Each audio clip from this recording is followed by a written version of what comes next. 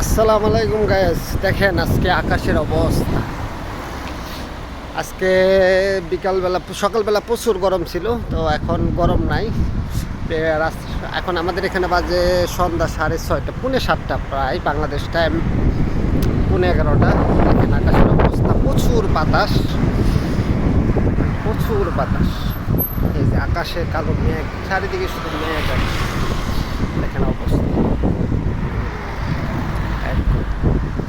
দেখেন চারিদিকে আকাশ কালো মেঘে ঢাকা।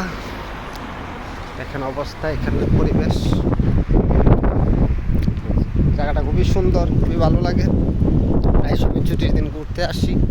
দেখেন তাদের ব্যবস্থাপনা, বাড়িঘর অবস্থা খুবই সুন্দর, খুবই ভালো লাগে।